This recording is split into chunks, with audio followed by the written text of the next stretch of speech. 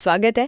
आज हम बात करने वाले हैं जेम्स क्लियर की काफ़ी मशहूर किताब एटॉमिक हैबिट्स की, मतलब परमाणु आदतें। हाँ, बिल्कुल।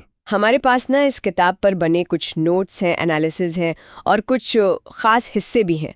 और देखिए, आज हमारा काम क्या है, हम इन सब को ज़रा देखेंगे, समझेंगे कि क्या सच में वो छोटे छोटे कदम जो दिखते भी नहीं, उनसे ज़िंदगी में बड़े बदलाव आ सकते हैं।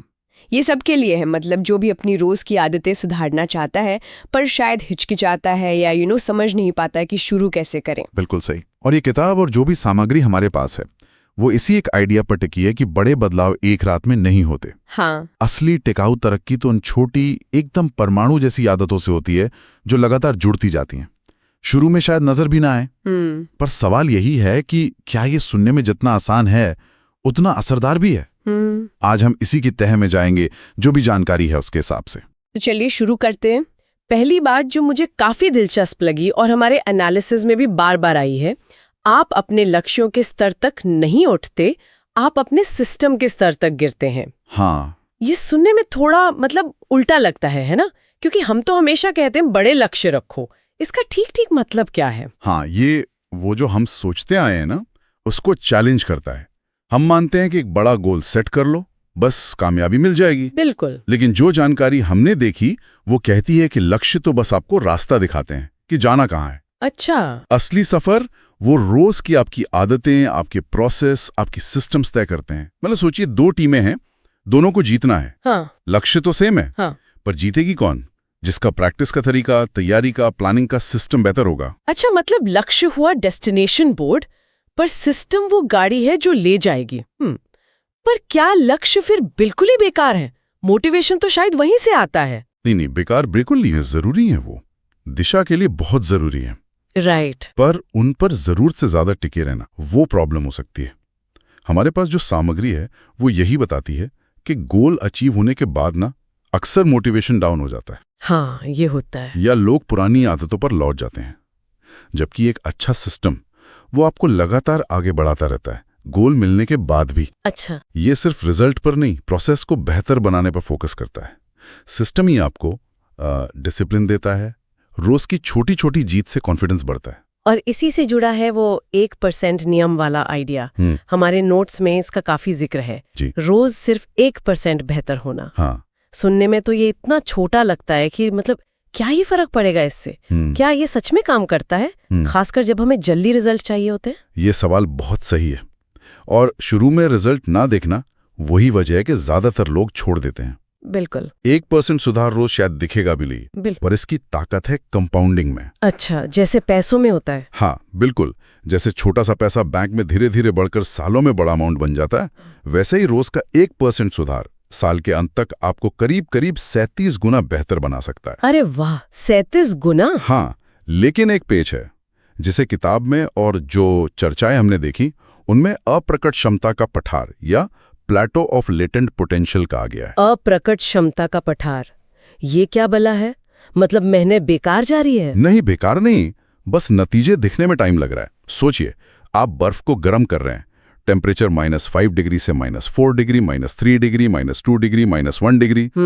इस पूरे टाइम में बर्फ तो बर्फ ही दिखती है, कोई बदलाव नहीं, ठोस की ठोस। हाँ।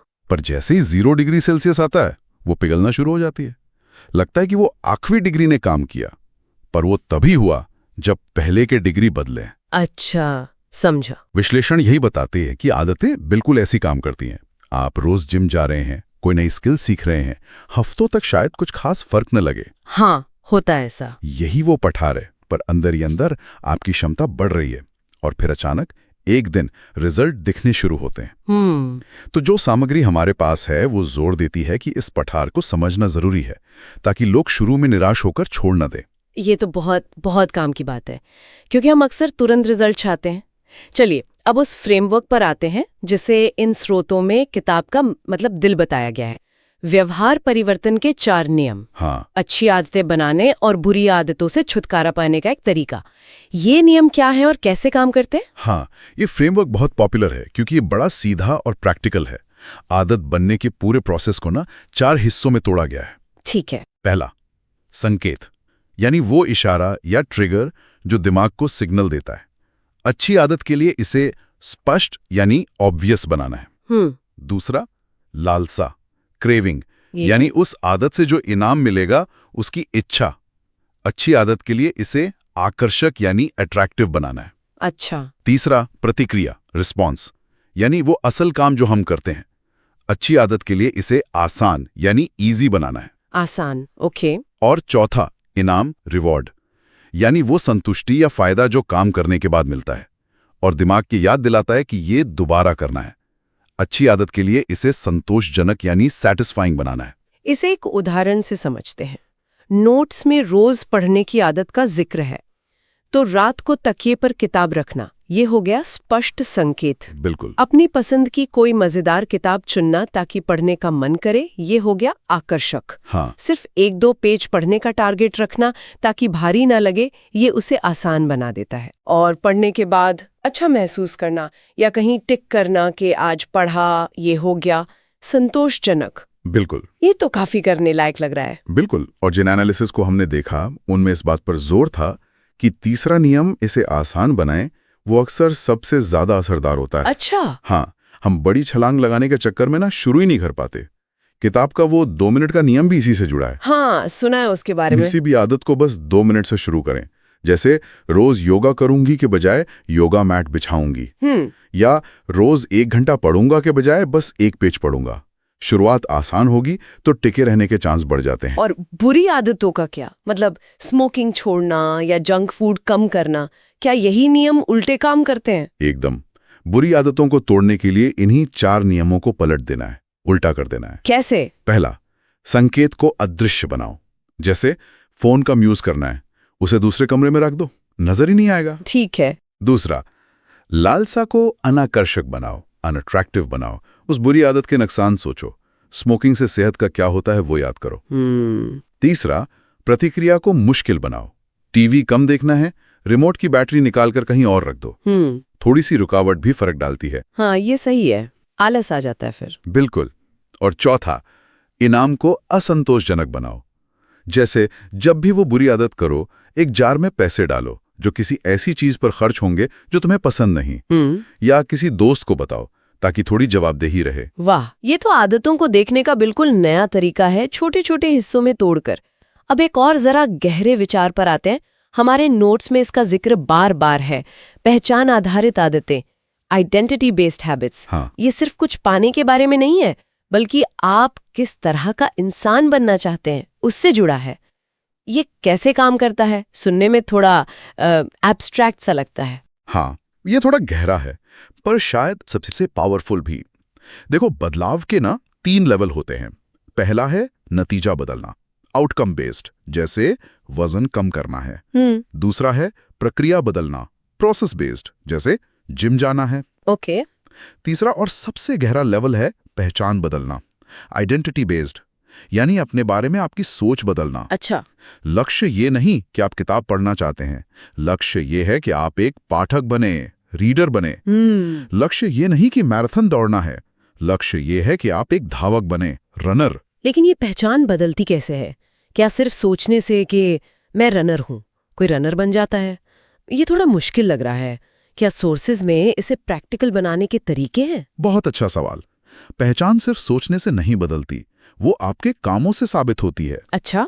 हर बार जब आप कोई ऐसा काम करते हैं जो आपकी उस नई पहचान से मेल खाता है, तो आप उस पहचान के हक में एक वोट डालते हैं। वोट? हाँ, एक तरह से वोट। जब आप मुश्किल दिन के बाद भी दौड़ने जाते हैं, तो आप मैं एक धावक हूं वाली पहचान को मजबूत करते हैं। जब सिगरेट ऑफर होने पर मना करते हैं, तो आप मैं स्मोकर नहीं हूं वाली पहचान को वोट देते हैं। अच्छा। स्रोत बताते हैं कि ये छोटी छोटी जीतें, ये छोटे छोटे वोट धीरे धीरे आपके सेल्फ बिलीफ को बदलते हैं। आदतें पहचान का सबूत बन जाती हैं। इसलिए फोकस इस पर होना चाहिए कि मुझे क्या चाहिए के बजाय मुझे कौन बनना है, और फिर छोटे छोटे कामों से उस पहचान को रोज प्रूव करना है। ये बदलाव को ज्यादा टिकाऊ बनाता है, क्योंकि ये बाहरी रिजल्ट से नहीं, आपकी अंदरूनी इमेज से जुड़ जाता है। ये वाकई एक बहुत शक्तिशाली तरीका लग रहा है सोचने का।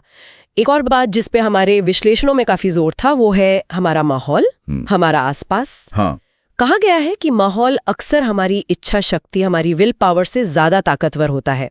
इसे पर्यावरण का डिजाइन या एनवायरनमेंट डिजाइन कहा गया है। हाँ।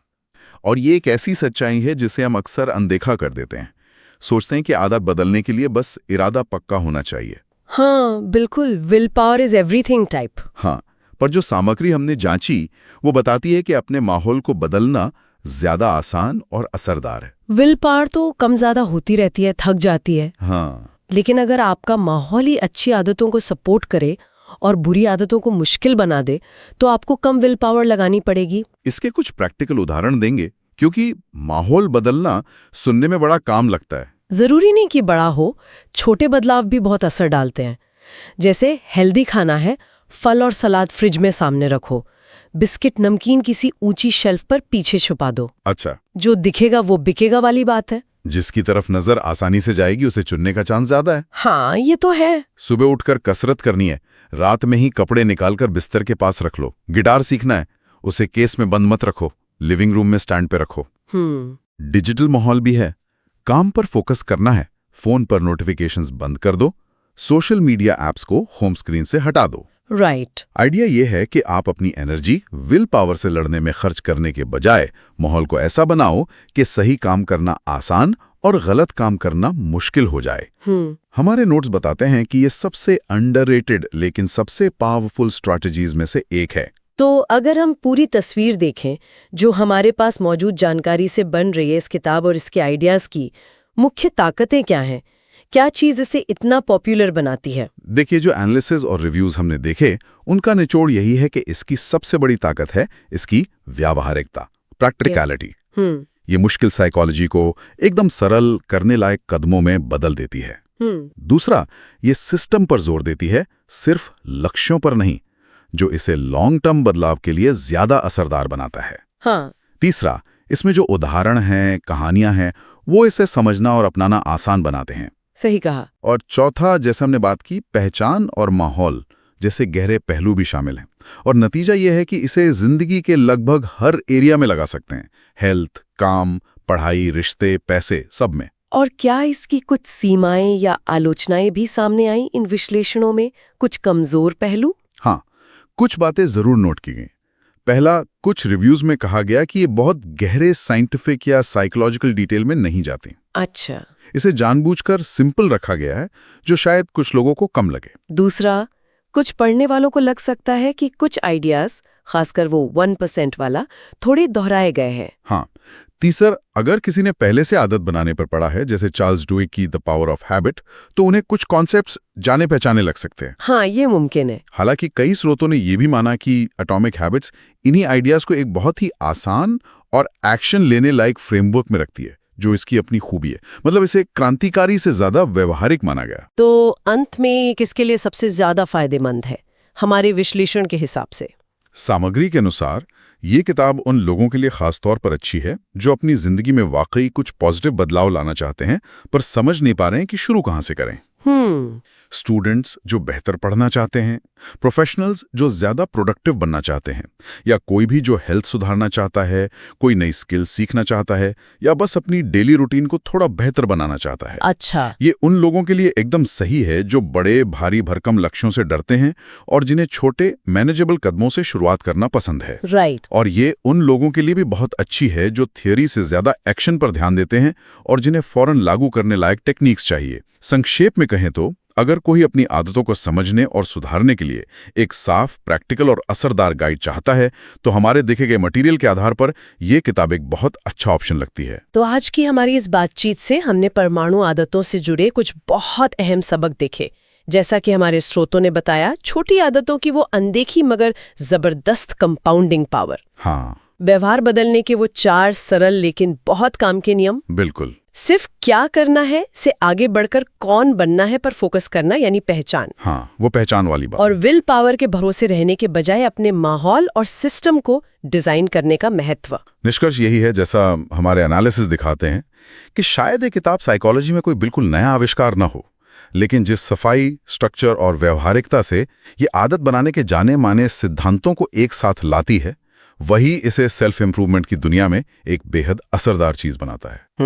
ये पाठकों को बेहतर आदतें बनाने, बुरी आदतें तोड़ने और लगातार सुधार के लिए सिस्टम बनाने में मदद करने का अपना वादा मतलब काफी हद तक पूरा करती है। हमारे पास जो आंकड़े हैं उनमें इसे लगातार अच्छी रेटिंग मिली है, एवरेज 9-10 के करीब, जो इसकी यूटिलिटी बताता है। और जाते जाते सभी सुनने वालों के लिए एक सवाल छोड़ जाते हैं जो इस पूरी चर्चा के निचोड़ से जुड़ा है। आज आप अपनी मनचाही पहचान को मजबूत करने के लिए कौन सी एक छोटी सी परमाणु जैसी आदत शुरू कर सकते हैं? ऐसी कौन सी 1% बेहतरी है, चाहे वो कितनी भी मामूली लगे, जिसे आप आज अपने सिस्टम में शामिल कर सकते हैं? जरा सोचिएगा इस पर।